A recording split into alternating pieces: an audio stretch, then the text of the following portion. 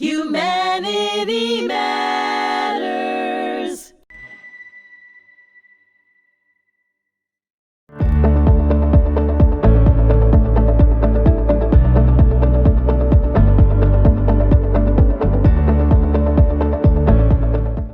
Hello, I'm Bernie Furshpan, host of Raised by Survivors here on HMTV at the Holocaust Memorial and Tolerance Center.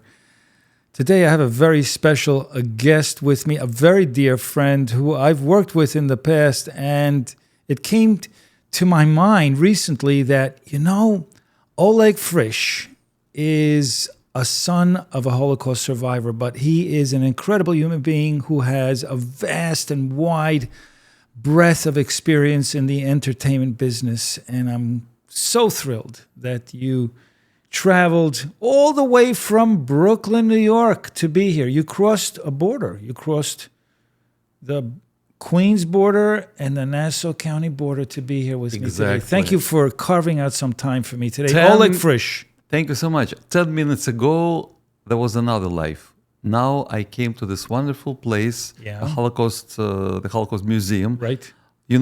I live in this country for 35 years, and I have some connections with the Jewish world. I've never heard about this place. Shame on me. Well, not just shame on you, but shame on me. I lived in Glen Cove about 40 years ago. This was built 30 years ago. It actually was built over 100 years ago. This is a mansion that belonged to the Pratt family. It was a summer home. And about 30 years ago, Holocaust survivors took it over and built a beautiful museum. Not just a museum, but also an educational institution for teachers. For kids, for children. For kids. Hundreds of kids come through here every day during the school year. We have police cadets, we have nurses, and we have educators who also come in here for some tolerance training and Holocaust education. It is quite the incredible place that I really had no idea existed, and just like yourself. So shame on me as well, but it was only 5 years ago that my sister-in-law told me, she was a guidance counselor, why don't you go to this place and talk about your father's story? I'm impressed by the museum. You showed me something, and I'm impressed by meeting you. We didn't see. Bernie managed me. He managed my career. That's why I am wealthy, rich, and let's say famous.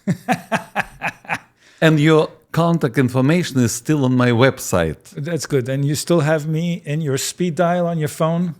I knew your number by heart when I called you 5 times a day, Let me tell you something. You are one of the most funniest and fun persons to be with. We really had a great time with you, honestly. Joanna I miss the Metropolitan room. Thank you for saying that. I miss the Metropolitan room, honestly. No, thank you for saying that. I hear it all the time.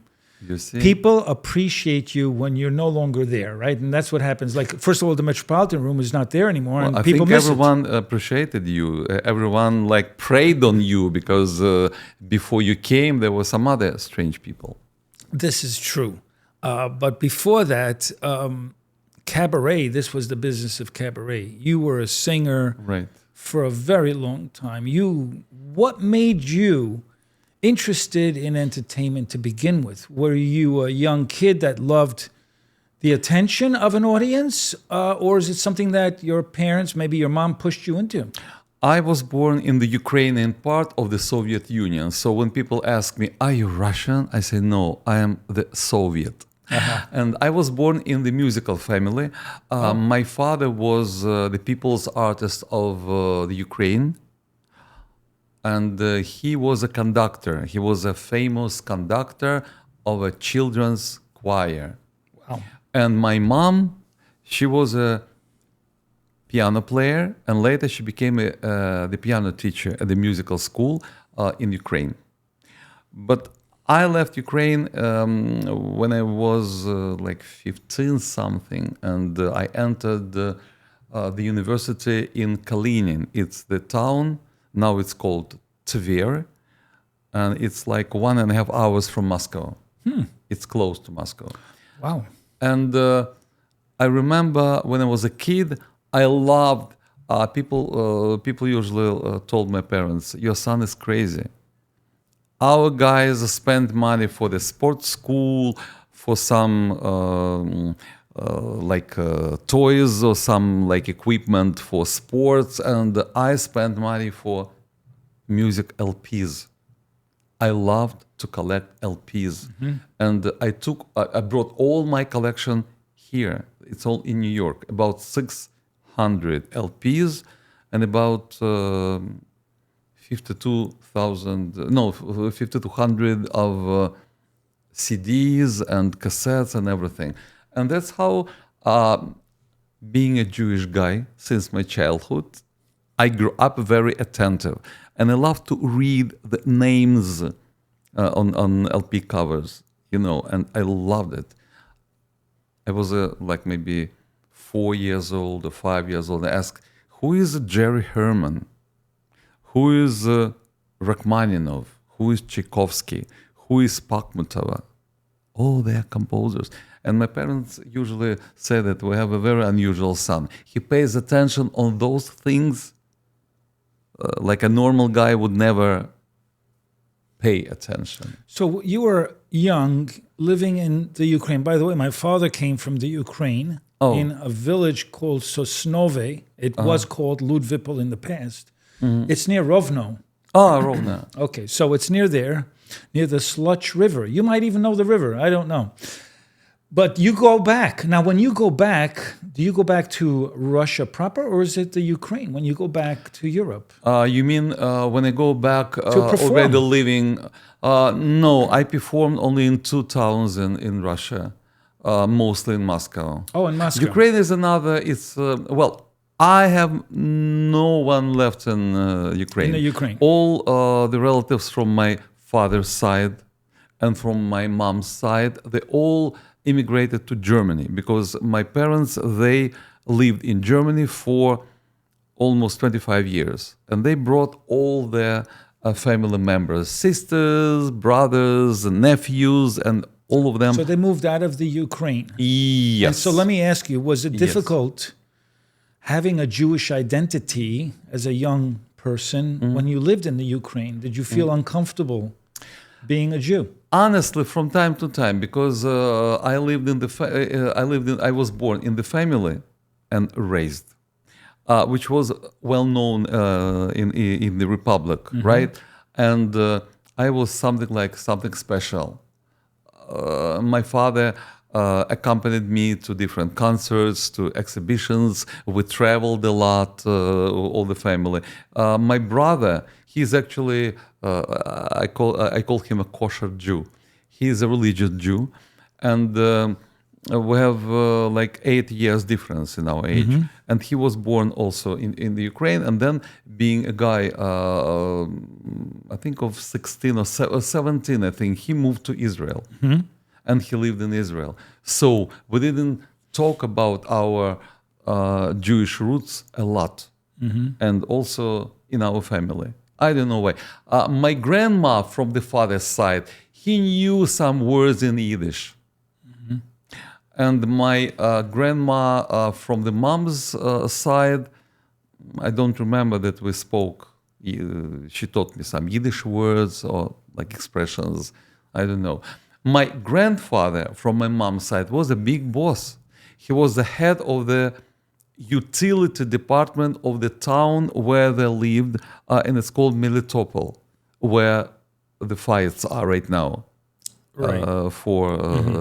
Will it still remain the Ukrainian part, or will it be will go to Russia? Yeah. And I remember coming to them only on vacations, twice a year, and mostly we spoke Russian, even not Ukrainian. And I began to learn about my Jewish identity here in the U.S. There was a lady who I love all my life. Her name is Aida Vedisheva. She is a singing star. And Aida immigrated to the U.S. in 1980. She created a musical, Singing Statue of Liberty. And she's a very patriotic lady. And she taught me, actually, we were at the Holocaust Museum in Miami. It was in 1990 or 1991. And I still keep a photo. There was a monument, like hands in Miami. I've never thought about my Jewish origin, you know. Right, not while you were there, but I guess when you came here. And Yes. you did yes. mention that you brought here a lot of CDs or records, and so you basically fell in love with the Great American Songbook while you were living behind the Iron Curtain. But did American music represent to you freedom, optimism, or a world beyond the limitations surrounding yourself at that time? That's true. I knew some of the American standards pieces, like the first song I ever heard in my life was Hello, Dolly, Right. recorded by Brenda Lee, because she's a country singer. She's well known here as a country singer or a rock and roll singer. But in Europe, she was well known as the singer of standards. I knew who Frank Sinatra was, of course. I knew who Tony Bennett was, of course. I loved Ella. I knew who Billie Holiday was. And I would never thought that I will be in touch with some of those people, you know, right. Nancy Wilson, they will be guests on my show. Who did you meet in the United States that you were a big fan of? Keely Smith, Tony Bennett, Bobby Rydell. I met once Eddie Fisher, but he was not. Sadly, he was already in the condition with Parkinson. He couldn't be on camera. We met with I have a catalog of almost 1,500 people. Oh. James Brown. You had the opportunity to meet James Brown. I have a segment. Guys, go to youtube.com/Oleg Frish. I have more than 150,000 followers. Fantastic. How do you properly pronounce it in English? Followers. And followers. That makes you happy. Happy, of course, but obviously an influencer. Oh, thank you. So you're talking to an influencer. I'm talking now. to an influencer. I'm influenced by the influencer, and I'm very impressed with your career. And what I'm really impressed about is that you kept up with the technology as well. Yes. Which not many artists today know how to do, but they have to. It's just part of marketing yourself. I released my Russian CD, my Russian songs. We recorded one, I don't know, it was released on a flash drive. And the flash drive with my photo, with text, because no one was listening already. Very high tech. High tech, Very yes, high tech. yes, with David Berger's big band. And we recorded 15 beautiful Soviet songs from different republics, which were not so much popular. They were not big hits. And I titled the CD Non-Hits. Non-Hits. But they are still popular songs, but not like from the A-list. Right. And it was good. Okay, but back vocal group. But people love this kind of music. You are a bridge to people, really, from different cultures. I remember that because you sang in many different languages. I still do. I remember there was a time that I wanted you to break a world record to sing one song in how many languages? Maybe 50 languages. I don't know if it was Hello, Dolly. I'm not sure. 130 something. Was it Hello, Dolly? Yes. It was, and because you also sang the song and you called it Shalom, Dolly. Shalom, Dolly. Let's hear it. Shalom, Dolly. Bounce größer jomte wenn du kommst daheim. Bist wie a Blum, Dolly, wie a Stern, Dolly. Im jeder weiß, my teure Mädel, Dolly. Du bist also schön. Means as beautiful as I am. Yes. Now, Mädelach is a girl, a young girl. Of course. Right, I love that. I understood that it was in Yiddish for sure. I can understand a little Abyssal Yiddish. And I learned it from my parents because they try to keep a lot of things secretive from me and my brother. And somehow I managed to learn some of the things they were saying. You know, that's interesting. I graduated from the Faculty of Foreign Languages. And my diploma consists of several like specialties, like English teacher, the translator, interpreter, and psycholinguistics, which I actually loved as a science. It was a new science then. And my second language was German. People ask me, do you still speak German? I do not, because there's no practice. I lack practice because there's no one to speak German with. The same is with Yiddish. And also, all the Soviet Union was crazy about Esperanto, like the language which does not exist in actual life, but it was created artificially. And when I say that there is Yiddish, people say there was Yiddish. And it's sad. And this is sad. Yes, it is. People do not... First of all, I was in Israel. Yeah, you mentioned it many times. I visited my brother in the 90s. And they do not recognize Yiddish. Hebrew. That is very sad. It's the religious, the Orthodox sector of the Jewish community that still speaks that language, and thank God for that. Otherwise, I think it would disappear. There are some courses that people take, and you live in Brooklyn, in the Brighton Beach, Coney I'm a Island. proud Brooklynite. You are, and it's a large Russian community, and I think they're very proud of their Jewish identity. How are you managing and handling the rise in anti-Semitism, in particular in New York City? May I disappoint you? Brighton Beach is no longer Russian or Jewish. Brighton Beach is more, it's more represents like Asian republics of the former Soviet Union, like Uzbekistan, Tajikistan, Kyrgyzstan, Kazakhstan. So where did the Russian Jews move to? First of all, a lot of people passed away. I remember babushkas, I remember grannies, which were my fans.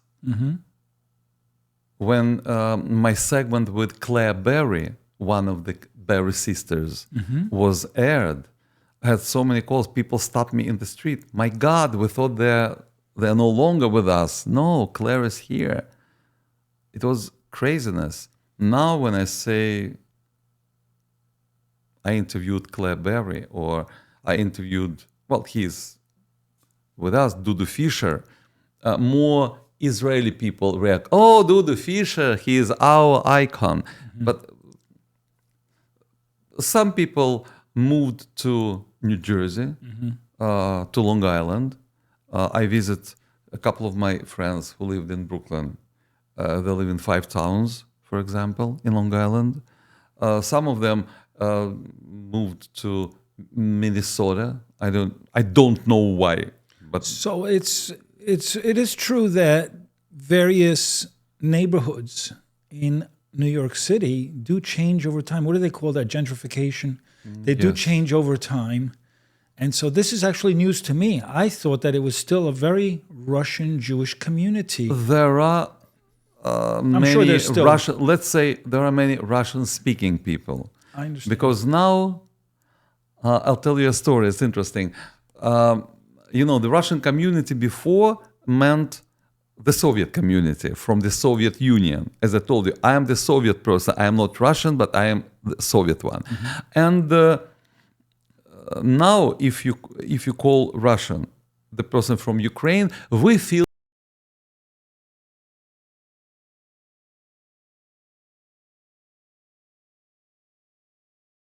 he was nervous, he was looking to the camera, and his task was just to pass the camera, showing his stuff, his furniture.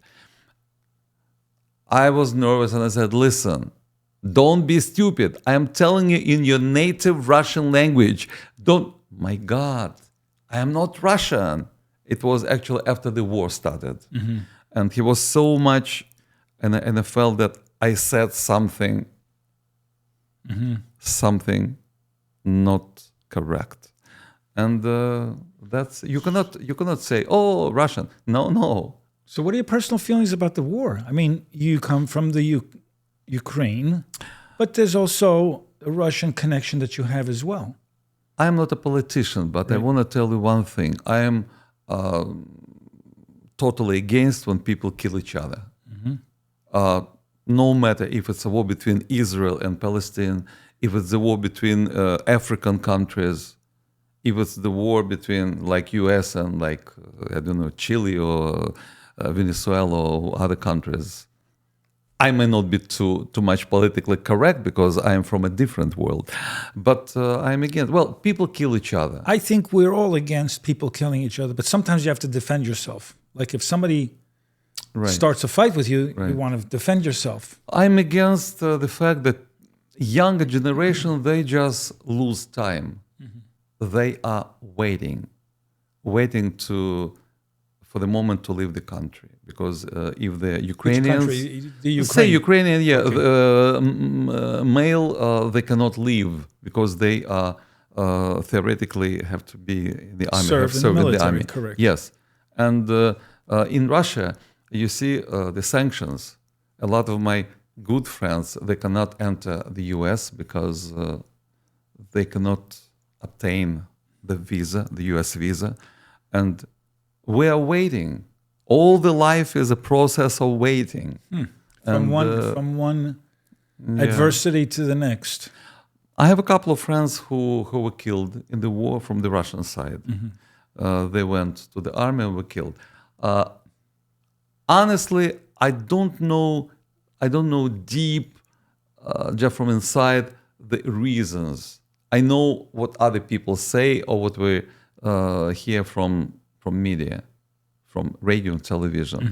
And as I told, I am nervous because the topic is serious. It's not entertainment. When people kill each other, that's not good. It's not good. No, we all want peace, that's for sure. It's just that we hope that in the future that even our adversaries want peace, right? That's really the bottom line. I think we would hope that everybody wants peace, but it doesn't always work like that. Yeah, the only thing which I am sure of, that there is no anti-Semitism in Russia because there are almost no Jews. Right, okay. And there's actually very little, if none, anti-Semitism in India or China, for that matter. There are Jews there. There are Jews living in Shanghai, and there are Jews living in India.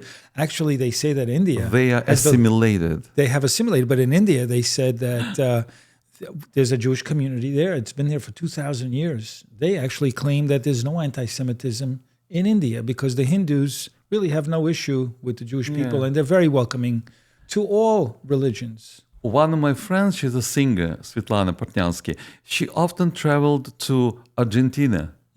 And I was shocked. I've never heard that there are there's a very vast, very big Jewish community in Argentina. Yes. And then when we visited a great guy, a composer, Lalo Schifrin, who wrote the music to Mission Impossible, The Fox, to all movies with Bruce Lee. And he told me that he was born in Argentina by mistake because his parents, who hailed from the Russian Empire, from the Ukrainian part, they took the wrong ship. And they were late for the ship to New York. Wow. And they took the ship, they boarded the ship to Argentina, to Buenos Aires, where the future winner of Oscars and Grammys was born. Wow. And now, and there's a great community in Australia, by the way. There is. Yes, there is. Bondi Beach and Sydney and Melbourne. There's a Russian Jewish community. Right. So still. What do you see for yourself for the future? Where would you like to go to entertain? Are you going to go to Australia to entertain? I was already. You have already? I Tell me where you've been. Australia. Tell me what Jewish communities you've entertained. You mean in Australia? Around the world. I entertained Russian Jews in Canada, in Toronto. There were a lot of Russian Jews in Moscow at my shows. New York, of course, New York. Of course. And not only the Metropolitan Room, Iridium and 54 Below. Right, but let's be honest, Metropolitan Room was the best room. The best. You know, that was a place where I felt like being at home. Yes. And that was the intention, to make our artists feel at home and comfortable. And you were one of my favorite people. We had like 6,000 artists on our roster. 6,000. Yeah. And you were like in the top 5 as far as I was concerned. First of all, you always filled the room. But your attitude to people was great. And now I feel that the Bernie's attitude to me is great because I feel something special to be interviewed. You are special. You've always been special to me and Joanne. And Joanne is a separate story. I fell in love with Joanna from the first glance. They were not even dating. They just met each other. And that's right. And that was 15 years ago. Yes. And that was 15. We got married. I remember your son who was learning how to do a video. Now he's got his own family. You see? 15 years later, he's got a son. They live in Rome. Oh my God! In Rome. He told me to in tell Rome, New York. No, in Rome, Italy. And he told me to wish you the very best and to send his greetings to you. And he misses you, and we all miss you, and I miss you too. And I'm glad that we had this opportunity to connect here because we have a lot in common. I have an idea. Why not to open another place like the Metropolitan? Maybe it will be in Long Island, or there are a lot of places in Brooklyn. I thought about that. It's just that I've reached a point in my life that Woodbury. It's a lot of work. Westbury. It's a lot of work. You know how much work is involved just being an entertainer and then managing a club where we had 1,000 shows a year to produce these things and to run a staff and to run a business in New York City is overwhelming sometimes. It is quite the task. There will be so many people who will be grateful to you, not because they're getting job to perform, but people over 50, 55. Mm-hmm. You know, Westbury Music Fair. It's still oversold. Every concert. It's very true, very true. Maybe we would have done very well, but I think I was getting tired.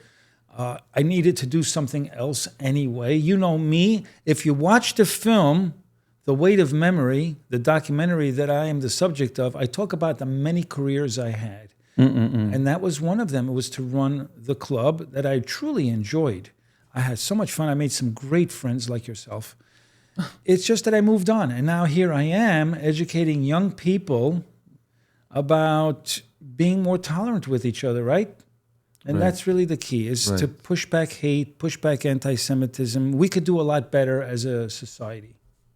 I'm waiting for the link. You're waiting for the link. Link to the movie. You promised. I will send you the link to the movie. I promise you, my friend. You are such a... Oh, give me the name, of the course. title You're of the movie. such a great entertainer. You are more than just a singer. First of all, you have an incredibly beautiful, velvety voice that people love to listen. You had a big crowd every time. But you were also very entertaining because you were so authentic on stage. You were yourself on stage. You didn't come across nervous. You were having fun with the audience. You always bantered with the audience. I love small clubs. You engaged with the audience and you had fun and you were funny. And so I don't know if you took any classes in comedy, but you were hilarious up there. Sometimes you make me feel that I am ready to proceed with my career. And you should. And I don't know what you're doing right now, but what are your hopes for the future, for yourself, for society, whatever you want to talk about? Well, a lot of things have totally changed, including television and radio business. I am the part of this business. And I still host my 2 TV shows, but they are broadcasting through digital platforms nowadays, and that's how I get a lot of audience. Besides that, I am developing every moment my YouTube channel, which is youtube.com/Oleg Frish, and I have more than 600 segments. Wow! So name any of the performers, and you'll see segments filmed within the last 25 or 27 years. Wow. I think this is our 660th episode here on Humanity Matters. I appreciate it. Yeah. So I appreciate it. The two of us have so much in common. We live parallel lives. We were both raised by survivors. of atrocities and Holocaust and pogroms and all of that. And I think it shaped who we are. Don't you agree that your parents had a lot to do with who you are, to be ambitious, to be a caring person, to be generous, to be a grateful person, right? Because I know you're a very grateful and very humble person, even though you're very entertaining and sometimes your character sometimes is not necessarily that humble. Sometimes you feel very confident when you're on stage, but let me tell you something. You come across as an authentic human being, a very generous and loving and kind person, and that's why people love you. And that's why I love you, and that's why Joanne loves you, because you are truly a wonderful human. And we're grateful that you're around to entertain, to continue entertaining. And I wish you the very best. And what's your next gig? Is there anything you want to tell the listening audience here? I didn't schedule any gigs as for now. Probably I will start in the winter of 2027. I'm about to start my podcast in English with my terrible European accent. But I'd like to get more of American audience, because now we put the voiceover in Russian, because I post those segments. Sure. But there is a great function on YouTube. You can translate it back to English. Absolutely. And you have a huge Russian following, don't you? I do. You do. I do. I brought you to a show a few years back to Rabbi Pearl's Marathon. Do you remember that? Yeah, of course. I did 2 songs. That was terrific. Yes, and they gave me the certificate. Yeah. Right. Yeah. I'm proud of it. You know what? I'm sitting here somewhere in Long Island, and I feel so warm because of the connection with you. It feels like the Metropolitan room again, doesn't it? Yes. yes. Well, I remember the day when I first met you, and you asked me, "Do you need something?" Wow. The guy asked me. I said, "No, I have my own water." The same like today. He told me, "Oleg, leave your water in your bag, because we have our own water and our own signature cups." That's right. And I'm grateful that you made the time to be here with me today. Oleg Frish. If you don't know much about Oleg Frish, you really owe it to yourself to learn more about him. Look him up. His name is Oleg, O-L-E-G, last name F-R-I-S-H, Frish. Oleg Frish, thank you so much again for joining me. I'm grateful for our friendship. We're more like family than friends. And I want to thank my listening audience today for joining me here on Raised by Survivors, here on Humanity Matters, HMTV at the Holocaust Memorial and Tolerance Center of Nassau County. Until next time. Bye now. So long. If you enjoyed exploring the information, history, and stories in today's conversation, be sure to check out our other podcasts here on HMTV. Please subscribe, share, and stay connected for more engaging conversations. Humanity Matters.